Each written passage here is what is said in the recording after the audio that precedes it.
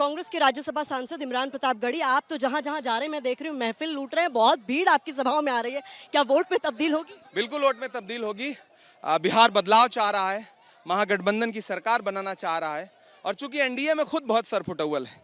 चिराग जी JDU को निपटाना चाहते हैं, जेडीयू चिराग को, और हद तो यह है कि भाजपा नीतीश जी को मुख्यमंत्री का चेहरा मानने को तैयार नहीं है। आप देख रही हैं प्रधानमंत्री जी ने रोड शो किया पटना में और नीतीश जी को नहीं बिठाया अपने साथ गाड़ी पे, ललन सिंह को बिठाया। क्या नीतीश जी को ललन सिंह से रिप्लेस कर दिया है भाजपा ने? ललन सिंह का फिर वो बयान भी बहुत वायरल हो रहा है जिसमें वो जवाब विधायक दल का नेता चुनेगा मुख्यमंत्री कौन होगा। इससे साबित होता है कि भाजपा नीतीश जी को राजनीतिक तौर पर उसी तरह निपटाना चाहती है जैसे एकनाथ शिंदे को निपटा दिया। कामा से उनका एक बयान भी बहुत वायरल हो रहा है ललन सिंह का, जो कह रहे हैं एक दो घुट नेता है उनको घर से बाहर मत निकलने दीजिएगा मतदान के दिन। तेजस्वी भी कह रहे हैं कि ये सिर्फ दबे कुचले लोगों को दबाना चाहते हैं। भाजपा चुनाव आयोग के जरिए वोट चोरी करवाती है और फिर अपने नेताओं के जरिए धमकी दिलवाती है। केंद्रीय मंत्री अगर धमकी देगा कि लोगों को बाहर मत निकलने दीजिए तो ये तो लोकतंत्र का मजाक बनाया जा रहा है, चुनावी प्रक्रिया का मजाक बनाया जा रहा है।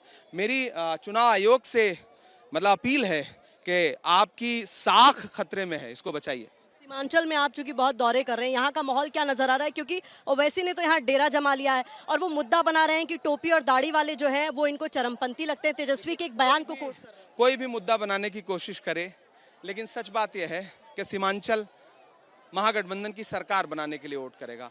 मसला यह है सरकार कैसे बदले। उत्तर प्रदेश, असम, मध्य प्रदेश, इस सब का हश्र लोग देख रहे हैं कि सरकारें कितना जालिम होकर के गरीबों के घरौंदे उजाड़ रही हैं। तो मुझे पूरा भरोसा है कि सीमांचल पर तो वैसे भी बुरी नजरें हैं सरकार की।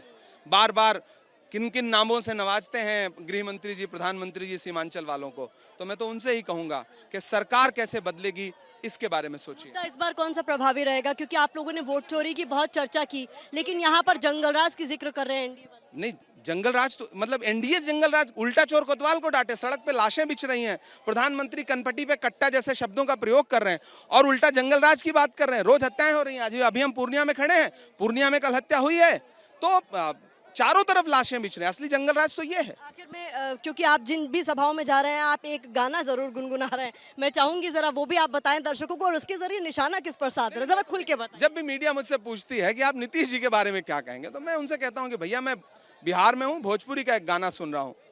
छन छन बदले तोहरे मिजाज रजऊ, दगाबाज रजऊ, धोखेबाज रजऊ। दरअसल भोजपुरी बहुत समृद्ध भाषा है, लोक भाषा है और यहाँ के लोग बहुत जागरूक हैं। किस तरह से लोक भाषा के जरिए राजनीतिक कटाक्ष किया जा रहा है, भले ही वो किसी अन्य संदर्भ में कहा गया होगा, लेकिन मैं मानता हूँ कि ये गाना नीतीश जी के लिए लिखा गया। बहुत शुक्रिया हमसे बात करने के लिए। तो इमरान प्रतापगढ़ी को आप सुन रहे हैं, राज्यसभा सांसद जो कि सीमांचल इलाके में लगातार प्रचार कर रहे हैं महागठबंधन के लिए और वोट मांग रहे हैं अपने यहाँ महागठबंधन के तमाम प्रत्याशियों के लिए, और हमलावर हैं एनडीए पर, नीतीश पर, बीजेपी पर और तमाम तरह के मुद्दों पर उन्हें घेरने की लगातार कोशिश करते हुए नजर आ रहे हैं। कैमरा पर्सन मनोज अधिकारी के साथ प्रतिमा मिश्रा, एबीपी न्यूज।